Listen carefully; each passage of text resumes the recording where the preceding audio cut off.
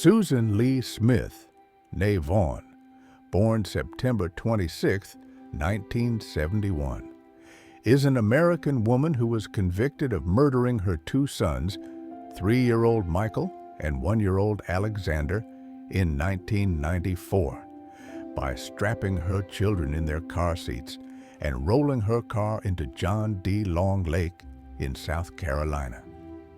The case gained international attention because of Smith's false claim.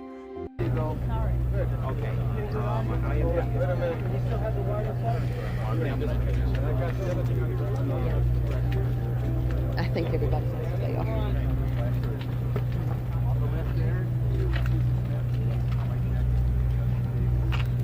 I think everyone is aware of who these two are.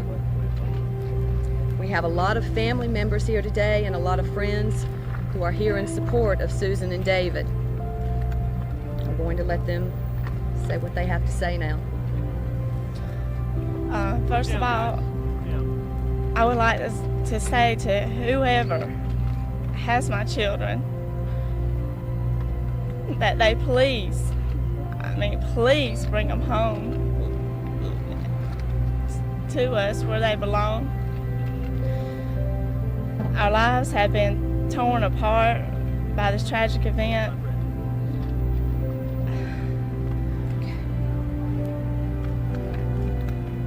I can't express how much they are wanted back home, how much we love them, we miss them. They are our hearts.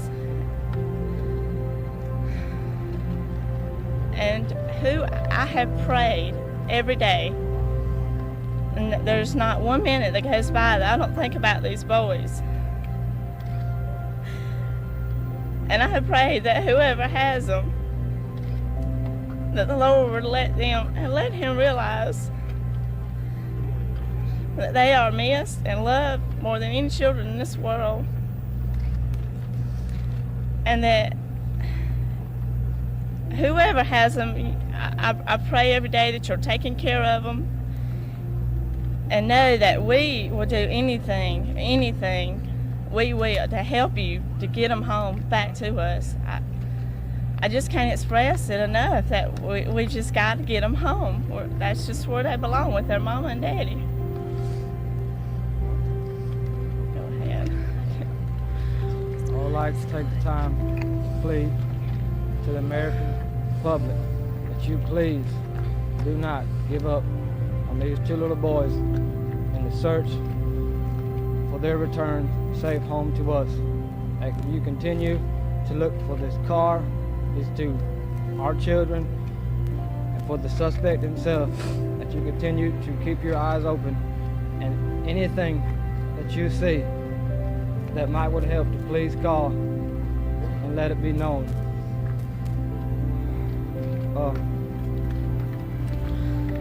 Ask that you continue to pray for me and my wife and for our family.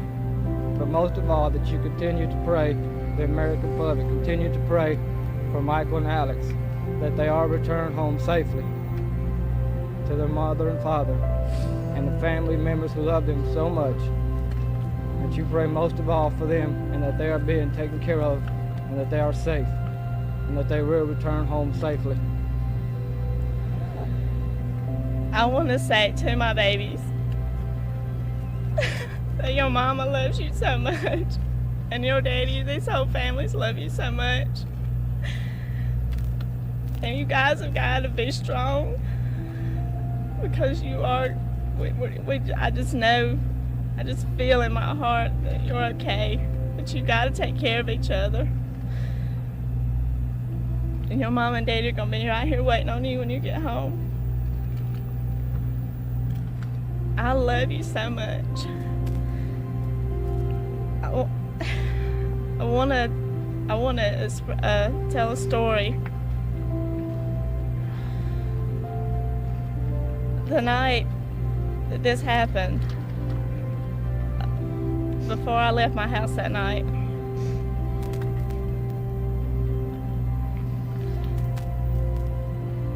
Michael did something that he's never done before.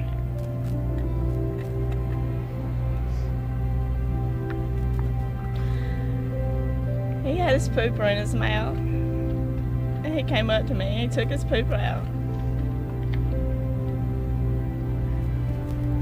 He put his arms around me and he told me, "I love you so much, Mama." And he's always told me he loved me, but never before that, not without me telling him first. And that was just, I'm holding on to that so much because it just means so much.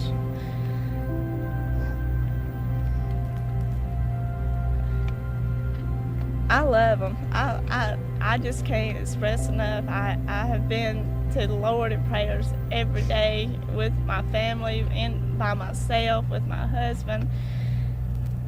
It just seems so unfair that somebody could take such two beautiful children. And I don't understand. But I have put all my trust and faith in the Lord that He's taking care of them, that He will bring them home to us. That's all I want to say. Her defense attorneys, David Brooke and Judy Clark, called expert witnesses to testify that she had mental health issues that impaired her judgment when she committed the crimes. Smith was sentenced to life in prison with the possibility of parole after 30 years. Smith was first eligible for parole on November 20th, 2024, which was denied. She is incarcerated at the Leith Correctional Institution near Greenwood, South Carolina. Smith's father died by suicide when she was 6 years old, and Smith herself attempted suicide at age 13. Her mother then married Beverly C. Russell, Jr., who later was revealed to have molested Smith when she was a teenager. Russell was a local businessman who later gained prominence in South Carolina's Republican Party and the Christian Coalition. Both Smith and Russell have stated that sexual relations between them continued until 6 months before the murders. After graduating from high school in 1989, Smith made a second suicide attempt after a married man she was in a relationship with ended their affair. She married David Smith, and they had 2 sons. On October 25, 1994, Smith reported to police that she had been the victim of a carjacking by a black man while driving her 1990 Mazda Protege sedan, with her sons still in the back seat. For 9 days, she made dramatic pleas on national television for their safe return.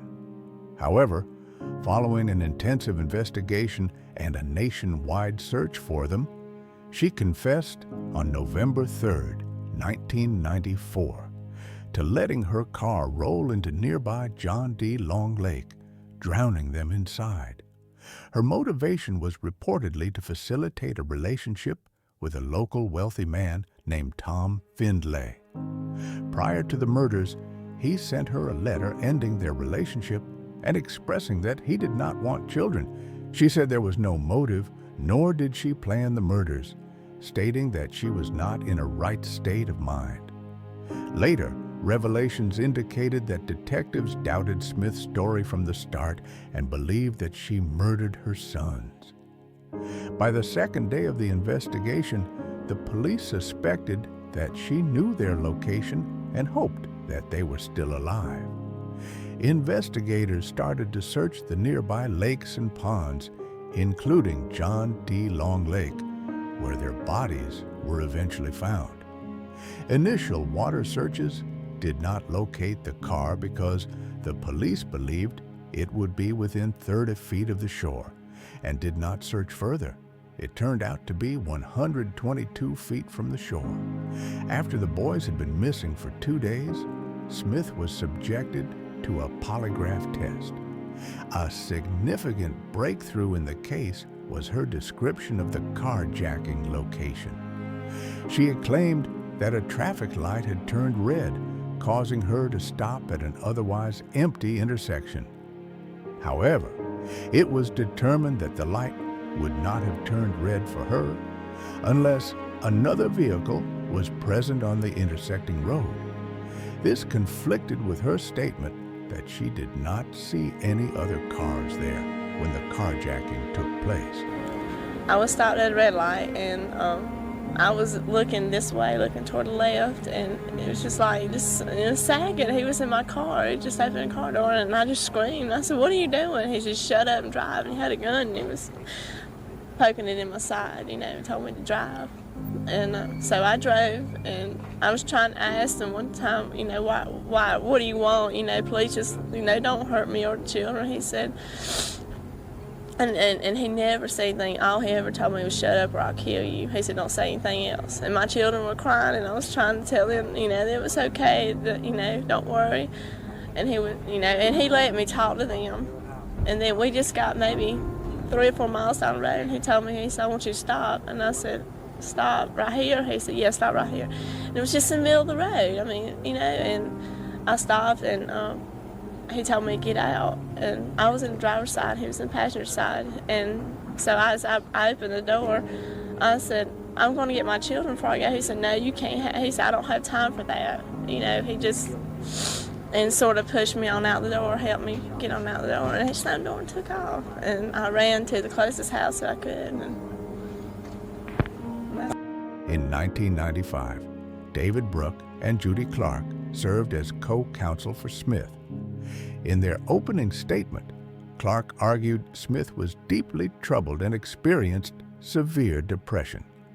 Clark told the jury, "This is not a case about evil. This is a case about despair and sadness." The defense's theory of the case was that Smith drove to the edge of the lake to kill herself and her 2 sons, but her body willed itself out of the car. The prosecution, on the other hand, believed she murdered her sons in order to start a new life with a former lover. It took the jury only 2.5 hours to convict her of murdering them. During the penalty phase, Tommy Pope, the lead prosecutor in the Smith case, argued passionately in favor of sentencing Smith to death. The jury ultimately voted against imposing the death penalty.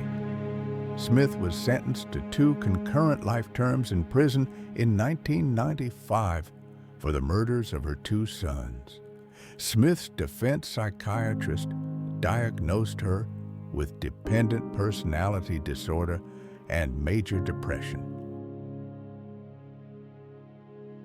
Smith was originally incarcerated in the Administrative Segregation Unit in the Camille Griffin Graham Correctional Institution in Columbia, South Carolina. In 2000, 2 correctional officers at the Camille Griffin Graham Correctional Institution were charged after having sex with her. Consequently, she was moved to the Leith Correctional Institution in Greenwood. Smith's first parole eligibility was in November of 2024, at which time she was denied parole. It was reported that after Smith's chance for parole was denied, she threw a tantrum in her cell. The Susan Smith case horrified the nation because it violated the most sacred bond, that between mother and child. It became a cautionary tale of lies, desperation, and the destructive power of rejection.